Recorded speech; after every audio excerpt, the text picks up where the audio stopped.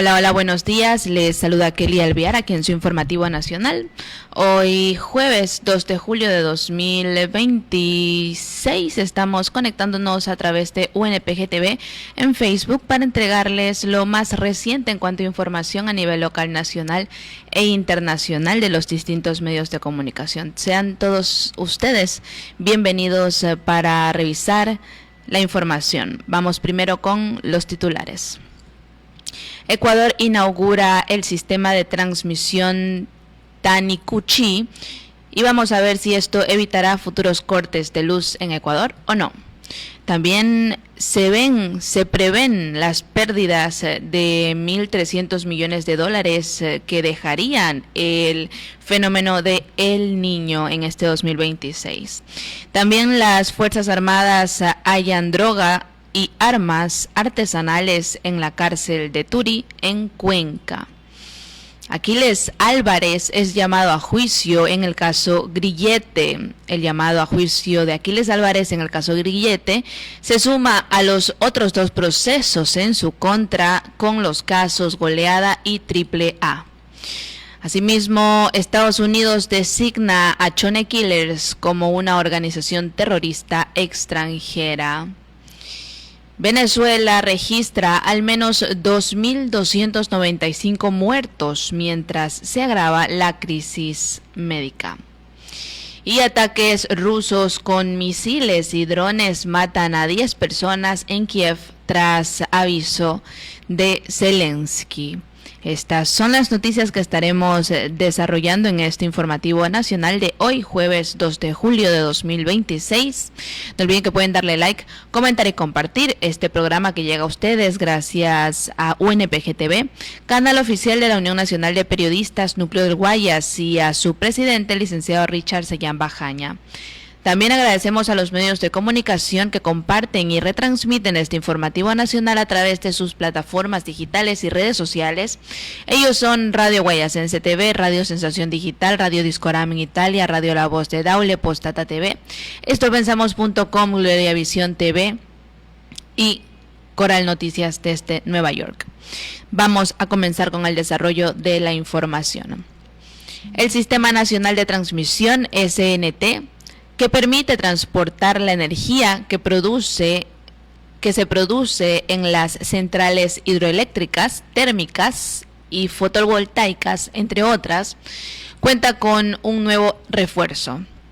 El presidente Daniel Noboa inauguró este 1 de julio de 2026 el sistema de transmisión Tanicuchi, una obra que busca fortalecer el suministro eléctrico en Cotopaxi y mejorar la confiabilidad de la red de transmisión. Esta infraestructura demandó una inversión de 39.24 millones de dólares y beneficiará a cerca de 489.919 habitantes. El proyecto está ubicado en la parroquia Tanicuchi, en La Tacunga, y cuenta con una subestación de 230 sobre 138 kilovatios con capacidad de 150 megavoltios amperios. Además, incorpora una línea de transmisión de 230 kilovatios de 4 kilómetros y otra de 138 kilovatios de 10 kilómetros para conectarla con el Sistema Nacional de Transmisión. El sistema de transmisión Tanicuchi es parte del programa de transmisión 2012-2022 y del Plan Maestro de Electricidad. ¿Para qué sirve el sistema de transmisión Tanicuchi? Según el gobierno, la obra permitirá atender el crecimiento de la demanda de energía de los hogares, el comercio y la industria de Cotopaxi. Además, reforzará el abastecimiento eléctrico de la zona centro-norte del país. También fue diseñada para disponer de un punto de alimentación fuera del área que podría verse afectada por una eventual erupción del volcán Cotopaxi. Esta infraestructura fue financiada con recursos del Banco Interamericano del Desarrollo, BID, la Agencia de Cooperación Internacional del Japón, JICA, y la Corporación Eléctrica del Ecuador, CELEC. y fondos fiscales también. Forma parte del programa de transmisión 2012-2022 del Plan Maestro. Durante este evento, el presidente Noboa señaló que esta obra es parte de una inversión de $274 millones destinada a fortalecer la infraestructura eléctrica en 12 provincias del país. Anunció además que el gobierno pondrá en marcha muy pronto la interconexión eléctrica con Perú, con el objetivo de aprovechar mejor la capacidad de generación del país, reducir costos y disminuir la dependencia de combustibles para la producción de electricidad. El primer mandatario, sin embargo, no precisó plazos sobre el proyecto de interconexión, que cuenta también con financiamiento del Banco Interamericano del Desarrollo, BID o BID. La entrega de esta infraestructura ocurre apenas un día después de que una explosión en la subestación Paute Molino dejara sin servicio eléctrico a sectores de Quito, Guayaquil y Cuenca. Este evento evidenció que el Sistema Nacional de Transmisión opera al límite. Esta falla ocurrió pese a que el país no atraviesa la época de estiaje. Ante esta realidad, Gonzalo Uquillas, ex viceministro de Electricidad, señala que el CNT requiere de un plan de repotenciación integral. El SNT requiere de un plan de repotenciación integral para fortalecer el sistema eléctrico del país, que opera al límite, incluso fuera de la época de sequía. En su criterio, este tipo de contrataciones se deberían impulsar de manera oportuna y en volumen, porque fabricar un transformador de potencia, por ejemplo, toma alrededor de 2 o 3 años, porque tiene características especiales y se construyen bajo pedido. Al no contar con estos equipos, se forman cuellos de botella en el sistema eléctrico, se producen interrupciones que afectan la calidad del servicio de energía eléctrica que reciben los ciudadanos. Y esta vez no es por la falta de electricidad o caudales, sino por fallas en instalaciones que resultan insuficientes para cubrir la creciente demanda en Ecuador. La demanda promedio nacional es de alrededor de 4.200 megavatios. Sin embargo, este 30 de junio llegó a un pico de 5.542.75 megavatios, según datos del Operador Nacional de Electricidad, SENACE. Para el Estado, esta realidad no es desconocida. El SENACE informó en marzo de 2026, mediante una circular, que el Plan de Operación del Sistema Nacional Interconectado, SNI, 2026-2027, constan con 29 proyectos prioritarios de transmisión y subtransmisión que son necesarios para asegurar una operación confiable del sistema. Entre otras, se incluyen la subestación eléctrica Tanicuchi de 230 sobre 138 kilovatios y la SE Tanicuchi de 138 sobre 69 kilovatios. Aparte, constan nuevas líneas de transmisión, subestaciones, repotenciación de infraestructura existentes, sistemas de compensación reactiva y refuerzos en corredores estratégicos de la red. Entre ellas constan proyectos en Pozorja, Santa Elena, Guayaquil, Tizaleo, Torotas, el nororiente, la zona sur y la futura interconexión eléctrica con Perú. Bien, vamos a ver. Esperemos que el gobierno se ponga las pilas con respecto a esta situación de la electricidad, porque claramente cada vez aumenta la demanda de energía eléctrica. Seguimos con el desarrollo de la información. Esta primera información la leímos de El Medio Expreso.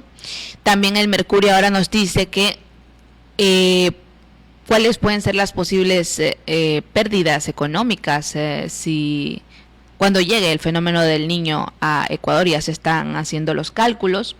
Si el fenómeno del Niño llega con intensidad en el 2026, el gobierno prevé que las pérdidas ascienden a 1.300 millones de dólares, lo que equivale a que el país perderá más del 1% de su Producto Interno Bruto, PIB, que actualmente se ubica en 124.000 millones de dólares. La cifra la proporcionó Juan Carlos Vega, ministro de Agricultura y Ganadería y Pesca, MAG, quien señaló que esta cifra estimada de pérdidas se produciría en un escenario en el que el fenómeno de El Niño llegue con gran intensidad y provoque daños en al menos 2 millones de hectáreas de cultivos. Incluso si la intensidad es media o moderada, se estiman daños en los sectores agrícolas de las provincias de Manabí, Guayas y Los Ríos, entre 500.000 y 800.000 hectáreas. Vega señaló que, de acuerdo con los pronósticos nacionales e internacionales, el fenómeno de El Niño comenzará en el país en octubre de 2026 y se estima que adquiera mayor intensidad en enero de 2027, aunque advirtió que también es posible que no pase nada. Para prevenir los posibles impactos sobre la producción agropecuaria, acuícola y pesquera que podría dejar el fenómeno, el MAG dijo que presentó el plan de contingencia ante el evento de El Niño 2026-2027, que incluye la implementación de un seguro agrícola y una serie de acciones para preparar a la población ante lo que podría ocurrir.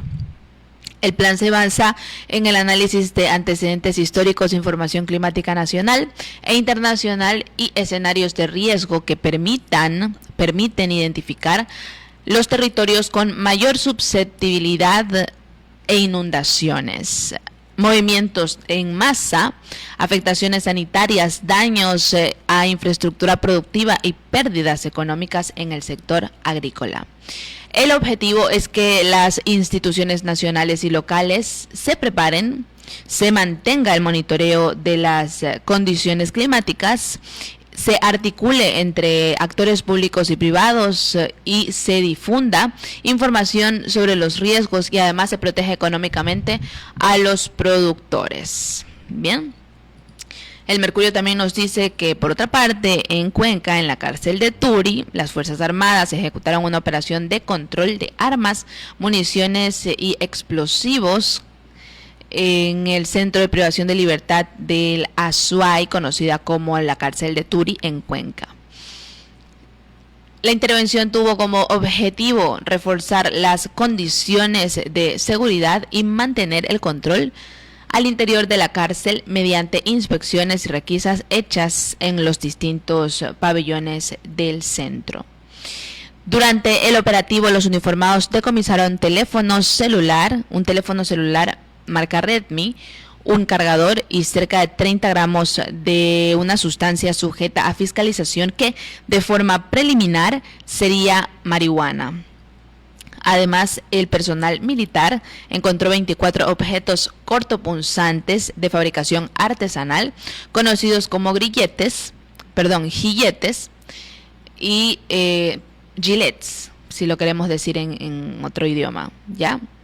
Encontraron gilets, considerados artículos prohibidos por representar un riesgo para la seguridad. ¿Ok? Ahí estamos viendo las gilets, el cargador, el celular y la marihuana que dicen que encontraron en la cárcel de Turi. Todo el material incautado fue entregado a las autoridades competentes en base a protocolos establecidos y la cadena de custodia que se desarrollen los procedimientos legales correspondientes. Seguimos con el desarrollo de la información aquí en su informativo nacional y ahora el comercio nos dice que Aquiles Álvarez es llamado a juicio en el caso Grillete. Aquiles Álvarez fue llamado a juicio en el caso Grillete este miércoles 1 de junio de 2026. Este es el tercer juicio en contra de Aquiles Álvarez, alcalde de Guayaquil, junto a los procesos de los casos AAA y Goleada. La jueza de este caso Grillete, decidió llamar a juicio al alcalde de Guayaquil, Aquiles Álvarez, en el caso Grillete, la tarde de este miércoles. El hecho investigado ocurrió el 10 de febrero de 2026, cuando la Fiscalía allanó un inmueble y ejecutó una orden de detención contra Álvarez en el marco de una investigación por presunto lavado de activos dentro del denominado caso Goleada. Durante el procedimiento se habría constatado que el procesado no portaba el dispositivo de vigilancia electrónica que se le había sido impuesto como medida de precaución, medida cautelar, en una causa previa. Según la jueza, los elementos de convicción presentados por la Fiscalía son suficientes para presumir la participación de Álvarez en el delito de incumplimiento de decisiones legítimas de autoridad competente. La Fiscalía General del Estado solicitó este lunes 29 de junio de 2026 llamar a juicio a Aquiles Álvarez en el caso Grillete. En el caso Grillete, la Fiscalía investiga a Aquiles Álvarez como supuesto autor directo del presunto delito de incumplimiento de decisiones legítimas de autoridad competente, y esto se debe a que el alcalde de Guayaquil habría retirado el dispositivo de seguridad, conocido como grillete, del tobillo sin autorización. Este dispositivo era una medida sustitutiva a la prisión preventiva en este proceso. La Fiscalía presentó su dictamen acusatorio contra Álvarez con 25 elementos de convicción y solicitó que sea llamado a juicio por el delito mencionado. Bien. Seguimos con el desarrollo de la información aquí en su informativo nacional, y elmercurio.com.es nos dice brevemente que la banda delictiva ecuatoriana Chone Killers fue designada por el gobierno de Estados Unidos como una organización terrorista extranjera y terrorista global, especialmente designado. El anuncio lo hizo Marco Rubio, secretario de Estado, quien señaló que la decisión de su gobierno se basa en que las pandillas ecuatorianas ayudan a los carteles mexicanos a mover y exportar drogas ilícitas para financiar el terrorismo y la actividad criminal. Los Chone Killers han atacado a civiles, oficiales de aplicación de la ley y funcionarios gubernamentales, incluyendo asesinatos de alto perfil de funcionarios públicos, señaló Rubio. El gobierno estadounidense además resaltó que el trabajo con el presidente Daniel Noboa en Ecuador continuará fortaleciendo la seguridad regional y asegurando que los narcoterroristas no tengan ningún lugar en nuestro hemisferio. Por su parte, la Cancillería ecuatoriana agradeció el respaldo de Estados Unidos ante la decisión del presidente Daniel Noboa de mantener una lucha frontal contra las organizaciones delictivas. Seguimos con la información y ahora Euronews.com nos dice que Venezuela registra al menos 2.295 muertos mientras se agrava la crisis médica. Veamos este reporte en pantalla. En Venezuela, los trabajadores humanitarios advierten de que las consecuencias del doble terremoto de la semana pasada han derivado en una grave crisis sanitaria. Mientras los equipos de rescate internacionales continúan las labores de búsqueda ante la posibilidad de que aún haya numerosas personas atrapadas bajo los escombros. Una base de datos no gubernamental estimaba el miércoles que más de 40.000 personas seguían desaparecidas. Al día de hoy se contabilizan 2.295 personas fallecidas, 11.267 personas heridas. Estamos contando al momento 12.841 personas damnificadas. En cuanto a las personas rescatadas, ayer se suma el rescate de una niña y llegamos a 6.461 personas que han sido rescatadas por los más de 4.000 efectivos y brigadistas internacionales que se encuentran todavía hoy en el sitio de desastre, en la zona de desastre, buscando personas vivas. Miles de venezolanos desplazados duermen en refugios abarrotados o a la intemperie, sin acceso a agua potable. Venezuela sufre además una grave falta de personal médico, mientras los trabajadores humanitarios alertan de que los daños en las infraestructuras podrían favorecer brotes de enfermedades en las zonas más afectadas.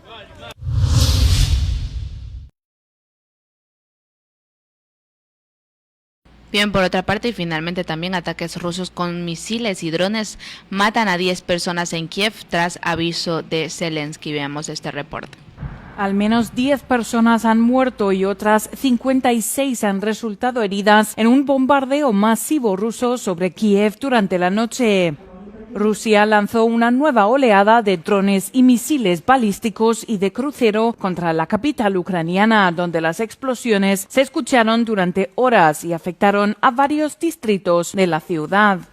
Mientras Moscú intensifica sus ataques sobre las ciudades ucranianas, Kiev también ha aumentado en las últimas semanas los bombardeos con drones de largo alcance contra infraestructuras y objetivos militares en territorio ruso. El ataque se produjo apenas unas horas después de que Volodymyr Zelensky acortara una visita oficial a Dublín tras recibir informes de inteligencia que alertaban de una ofensiva rusa a gran escala. La guerra, que ya supera los 4 años, continúa dejando un elevado coste humano y sigue siendo el conflicto más mortífero en Europa desde la Segunda Guerra Mundial. Y bien, de esta manera estamos culminando con el desarrollo de la información aquí en su informativo nacional. Como siempre, de lunes a viernes a partir de las 10:30 les entrego las noticias más recientes a través del canal de la Unión Nacional de Periodistas Núcleo del Guayas, UNPGTV en Facebook. Yo soy Kelly Alviar y les deseo que tengan un excelente jueves. Nos vemos mañana viernes. Que les vaya bonito. Chao, chao.